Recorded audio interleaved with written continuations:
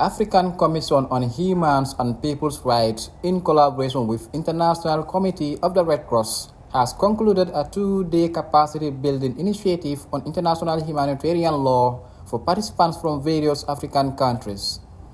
The training, held at African Princess Hotel on July 8, 2025, was aimed at equipping participants with knowledge on the promotion and protection of human rights and dignity during armed conflicts in Africa. During the closing ceremony, Jean Nicholas Marty, head of delegation of International Committee of the Red Cross in Dakar, expressed that the objective of the initiative was to reinforce international laws among signatories of the Geneva Conventions.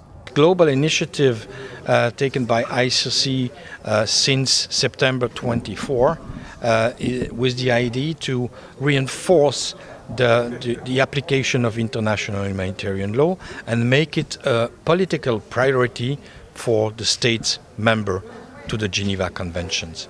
While highlighting the significance of the training, Jean Nicholas Marty underscored the critical role of participants as brand ambassadors of international humanitarian law in their respective countries.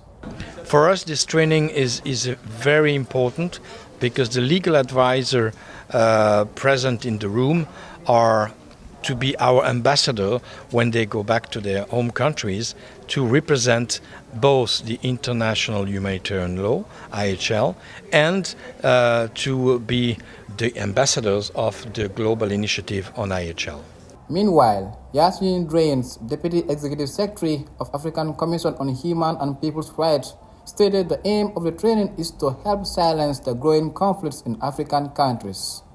Having more conflicts in our continent is the challenge number one. So how to silence the arms in Africa, and it is like one of the aspiration of the agenda of 2063 of the African Union. So to silence the arm everywhere in Africa.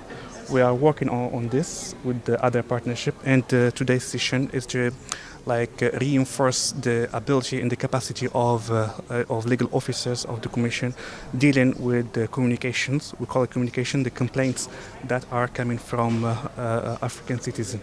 As of 2024, the Global Humanitarian Overview revealed that 7.3 million people in the region were affected by flooding, leaving 1,527 dead, 1.7 million displaced, and hundreds of thousands without homes, agricultural land, or access to basic services.